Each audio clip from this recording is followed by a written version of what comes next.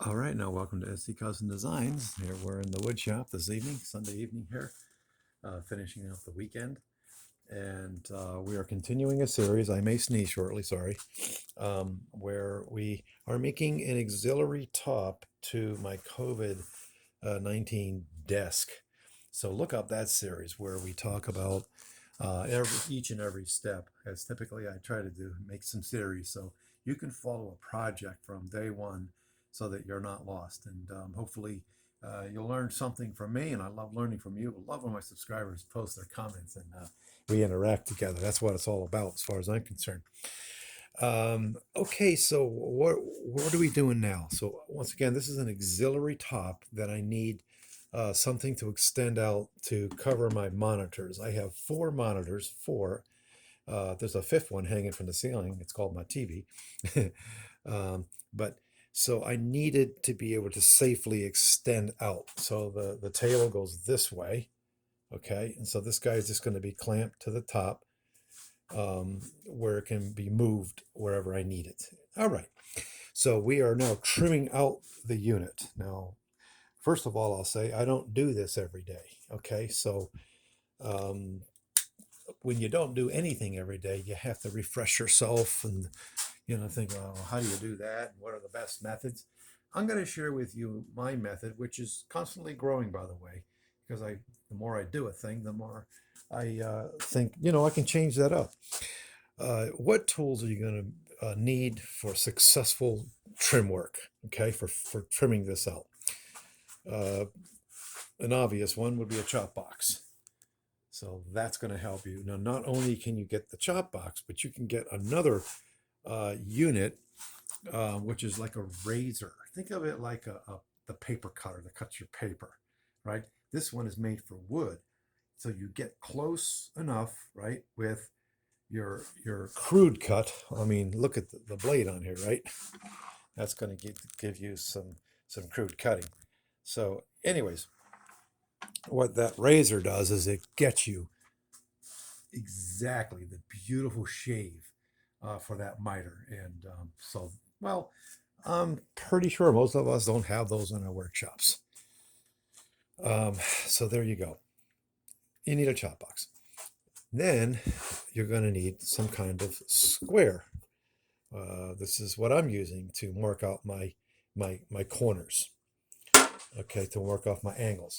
I also used this 18-inch woodpecker square to make sure that this guy here was going to give me the miter cut that was perfect and on the mark. And once you do set that up, you might as well go ahead and look down there, excuse me, and make sure that this here is sighted in for your 45 degree. And I did that actually for the first time. This came out of the shop actually really almost spot on. So, but over time, these things tend to come out of square.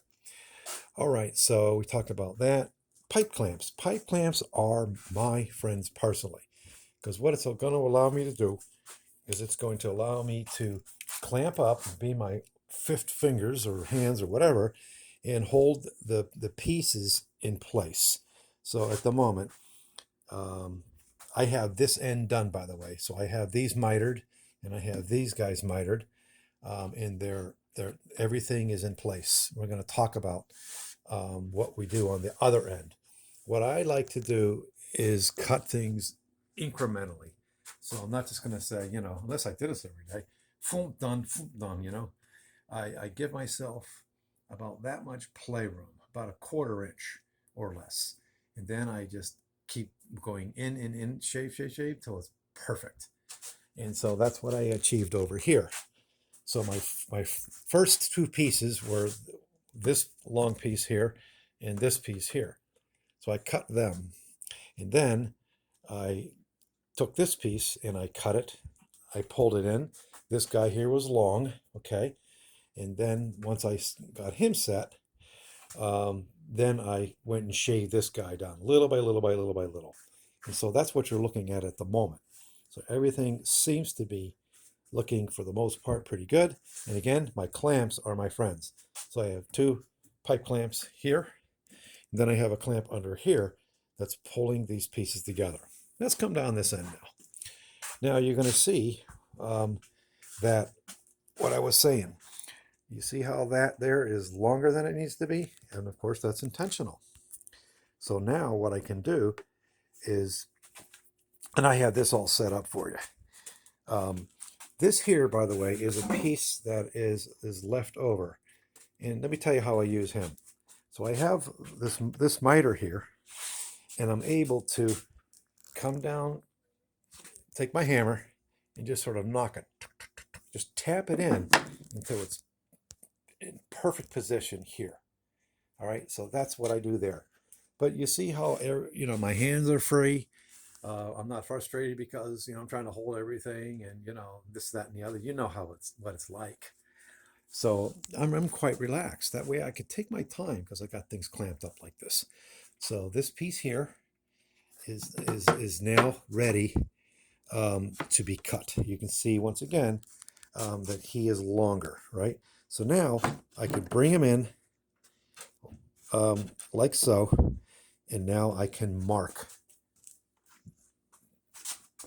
this piece. I can come right to the corner, okay, and I can put a mark here, or just use my line here, right, as a reference and just keep chomping away at it. So I'll take my square, and I'm going to come along and say, all right, let's see if you can see what I'm saying. Nope, there we go. And I'll go ahead and I'll mark it off, okay?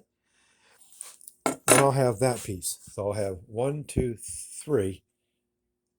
3 corners will be all set. Then I'll go over and I need to cut another length out of my stock. This is just pine. And I already have it set up. So I'll cut that piece. And then I will miter one end and repeat the process. I'll come over here. Okay, I have to cut him down now. And then fit that piece in. I hope what I went over makes sense to you. Please ask questions if you like. But this is my method that I follow so that I can just take my time, right? I even got a clamp here that's holding this piece nice and flat here, and then onto my bench. And of course, my bench is on wheels, so I can get around, move around, and do what I got to do. All right. So, another thing is I'm at a good stopping place. Like I said, it's Sunday evening. I'm gonna go make dinner for my lovely one, and so I could stop here and I could comfortably come back and just pick up later on. Okay. So my very first attempts at making the miters was nowhere near anything like what I'm doing now. It was just sort of fly by night, chop, chop, chop, chop, chop, and close enough. I'm not a close enough type of guy. Okay, so I would have to do it over and over and over until I got it right. But like I said at the beginning of the video, if you do this every day, okay, you don't even have to think about it. I do this not every day. Curious Software Guy in the daytime, nights and weekends, and lunch breaks. I'm down here in my wood shop. All right, we're going to end the video. We're going to talk about real quick that we're giving this guy away on March 2nd. So it's been out here. It'll be a total of 1 month that we've been talking about giving away a chestmate. I think I have now 5 people that put in for it. I'll put a link in this video where all you got to do is click on that video and say, I want to enter. And your text to me will be your official entry. And all you have to do is pay for the shipping. All the rules are in the original video where I did this episode, okay? So you'll know exactly. For you, it's quite simple. For me, I had to do a lot of research to do just to give away a thing I couldn't believe, all the things you had to do. But oh well, there you go. We're going to give away more this year. We're going to give away another dovetail jig that looks like this. Sorry for the spinning, folks. Did I have it over here? Here he is. There goes my heater. We're going to give this guy away, and we're also going to give away a miter unit. It's a magnetized unit that you stick on top of your saw, and it's digitized so you know how high that blade is. You think that I would put it somewhere where you can immediately see it? Oh, here it is. We're going to be giving this guy away. It's called the Mini Mag, 6-inch height gauge. Okay, so that's going to be given away in 2021. It's just a little bit of an appreciation for watching my channel. Please send on the recommendations for those who aren't subscribed, and I want to thank all of you. All right, we'll say our usual goodbyes. Shalom uvracha, it's Hebrew. Goodbye. Masalami, Arabic. Totzins, Afrikaans. Zaijian, Mandarin, Chinese. Why do I know those languages? I lived overseas as a missionary as a teenager. Traveled the world. Got to do some wonderful things. Thanks for watching, everybody. Take care. Hopefully you're enjoying this little mini series.